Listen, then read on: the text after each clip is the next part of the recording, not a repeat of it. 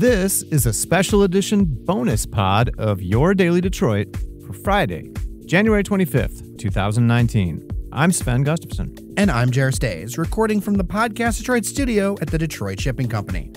As part of our reporting on that bridge collapse at the Packard Plant this week, I found out some interesting stuff that we held up on reporting on to get our details in order. And that news is that the Packard Plant threatens to go into foreclosure. Despite promises to build a brewery, office space, a hotel, and more, Detroit's infamous Packard Plant is once again subject to foreclosure by Wayne County in 2019. That's according to notices published in the Detroit Legal News last month. It's another interesting turn for the storied Packard Plant. So let's break this one down. The outstanding debt owed is due at least in part to unpaid bills to the Detroit Water and Sewerage Department. But the amount shows up as tax liability all the same. We haven't been able to confirm the total owed for the water and sewage bills, but adding up records found on the website Loveland shows that the Packard Plant owner Arte Express owes a little over $300,000 as of August of last year. That's across a variety of properties that make up the north and south sides of the sprawling and heavily blighted facility. The Detroit Water and Sewerage Department told us they wouldn't be able to confirm the total amount owed by the end of today. We were able to identify 42 parcels owned by Arte Express at the Packard Plant. 41 of those are subject to foreclosure starting at the end of March if the bills aren't paid. They include the administration building that the pedestrian bridge fell from earlier this week. Records suggest Arte Express owes almost $5,600 on that building alone. Peruvian developer Fernando Palazuelo and his Arte Express company purchased the complex out of foreclosure in 2013 for $405,000. We called up Arte Express spokesman and Clark Hill real estate lawyer Joe Kopietz after the bridge collapsed Wednesday. He said the outstanding debt is from water issues, and there's no danger of the buildings being foreclosed upon. We intend to take care of those. It's errantly noted as being in regards to paid taxes. The taxes were fully paid.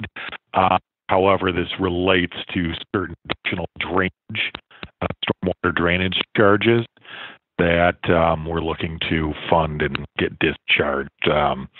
No worry about it going through the foreclosure process.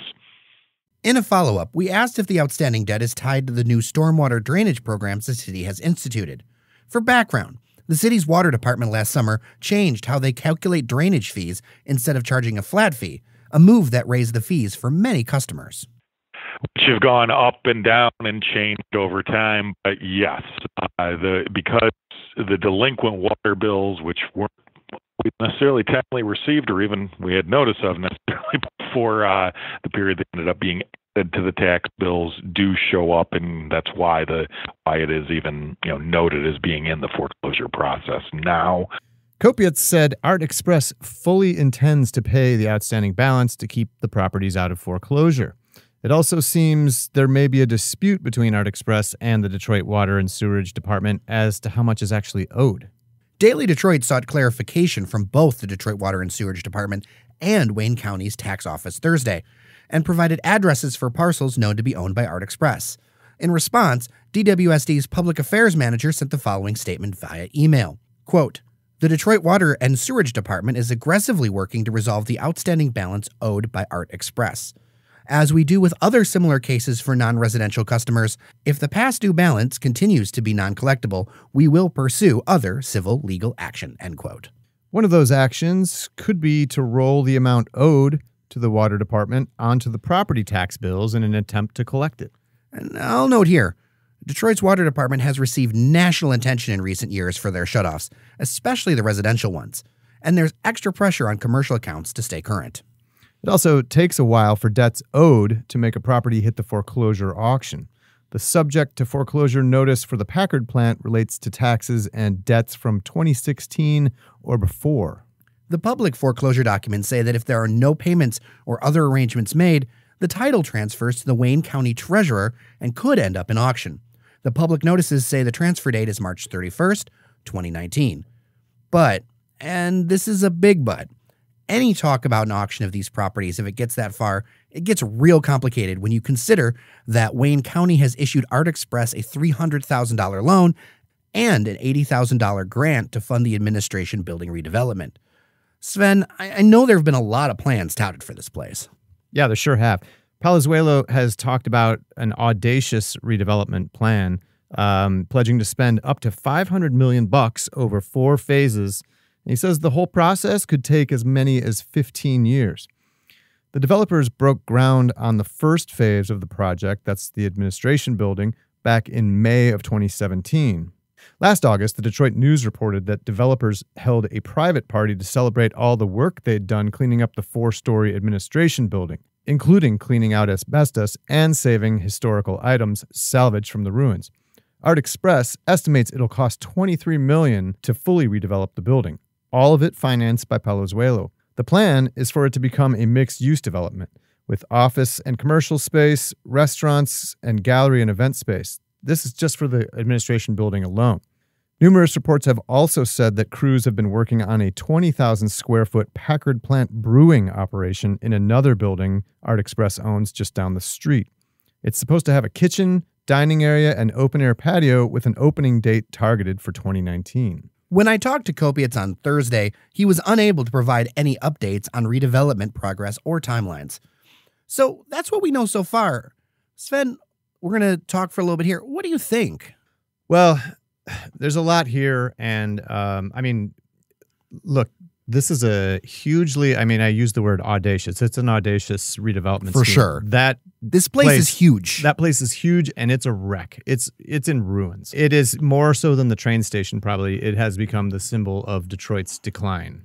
I want to back up also and point out that I find it very odd that the Arte Express, other than I think maybe they made some comments to a couple of media outlets in town, they wouldn't tell us what caused the bridge collapse other than to say we don't know. Yeah, he specifically said to me that he does not, that they're still trying to figure this out. But I find it striking that for a company that pledges to redevelop this building and turn it into this productive use that's going to create jobs and bring in, people back into that neighborhood, which is completely decimated over there. And it needs it, for sure. I'd love to see it happen. For sure. But that they have not taken this opportunity to make some kind of a public statement of, reaffirming their commitment or, saying something. I mean, this is a bridge collapse. Somebody could have been killed. Like, it's a big deal. It's a very big deal. And yes, the bridge is shared in ownership with the city of Detroit, but it's still a really big deal.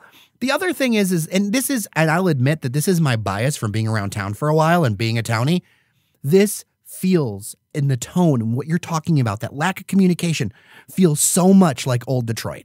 It feels like old Detroit developments where we got promise after promise after promise of things that just never happened. And people who have come to the city recently in the last few years, y'all need to remember, this is not normal. Like what you see with Gilbert doing things and actually, I mean, he doesn't always hit the mark, but most of the time you see something happen.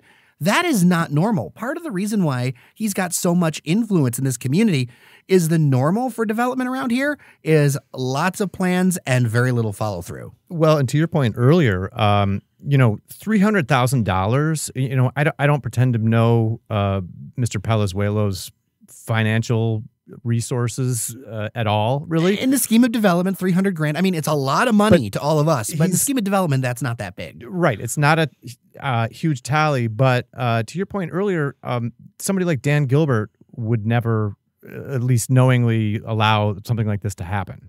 Or we don't know that it's ever happened. We should put it that way, maybe. Well, I'll just say, all the missed marks just feel sloppy. It's unprofessional to be, yes. Yeah, that's the whole thing. That's the thing that strikes me. And it doesn't inspire confidence that this redevelopment project, which again is audacious, some might even say quixotic. And to be honest, I want it to happen. The gut inside of me are going to happen, right? Well, yeah, exactly. The person inside of me would love to be able to say, okay, this is going to happen. It's going to be like the food hall that just got announced at Grand Boulevard or whatever. But if you think about it, they're going to drop, thinking about that $23 million number. The platform and other folks are dropping. Which is what they say it will cost to to redevelop the administration building. They're dropping $16 million into that Rainbow Chroma building at down Grand Boulevard, closer to News Center. Mm-hmm. These numbers are there and they're available. If people want to get things going, that building's going to be ready by the end of this year. Well, and it's just the recent developments with the platform and others have shown this super long development. Maybe it'll happen, and that happens with the Illiches too. Maybe it'll happen. If you're serious about getting it done, I think the proof is in the pudding in the last few years that you can get it done. Right. I mean, this is Detroit. We're cynical here. we've heard so many pie in the sky promises over the years. Like it's Remember believe it when you see it. Yeah, exactly. The riverfront casinos. Remember that whole thing? I'm so glad that didn't come to fruition because look what we have on the riverfront now. The police station was going to become the train station was going to become the police headquarters. Yeah. Remember that one? Patrick's idea. Yep. I want to preface this by saying neither you or I are redevelopment experts. Absolutely, and this last part of the pod is our opinion. Yeah, absolutely. But $500 million is what he's estimated it'll cost to redevelop the Packard plant. I don't know if anybody knows whether he intends to like redevelop the entire thing. I mean, we're talking about like 3.5 million square feet. That's a lot. I mean, there's some of the major $500 million would cover that. I mean, I don't know if he's saying that's what he's willing to put up of his own money, assuming that he can put, tax credit, historic and brownfield tax packages together from the state and federal. I mean, that may be. I don't know, but that just strikes us as lowballing. This feels much more like $1 billion or a multi-billion-dollar project. I would think, because pull this thing off. Again, the condition of, and you need connectivity too. Some of those buildings, you would have to question their structural integrity. I mean, we talked about it on the podcast yesterday. They're reinforced well built. Concrete, I know, but they've also been completely open to the elements, and they're crumbling. Just like literally. Look at them. They are crumbling. Well, it struck me when I was standing outside, and that's one of the reasons that kind of inspired me to start digging on this one, is I stood outside there on Grand Boulevard, and I've been going by the Packard plant, driving by and things like that for 20 years. Okay, I remember when most of the pieces were there. Mm-hmm.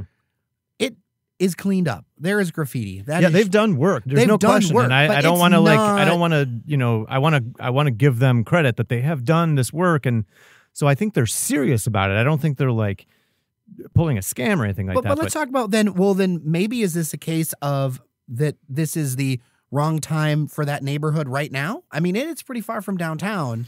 Well, but I don't always say downtown is necessarily a indicator because up in the University District things are happening because of the colleges and on the east and side like too. that. I mean, in West Village and Indian Village. Yeah, Coast, there are pockets and everything, but the Packard plant is definitely kind of on an island. It's not close to it's right off the freeway, but it's not close to much. And it's as I mentioned before, that neighborhood over there is really devastated.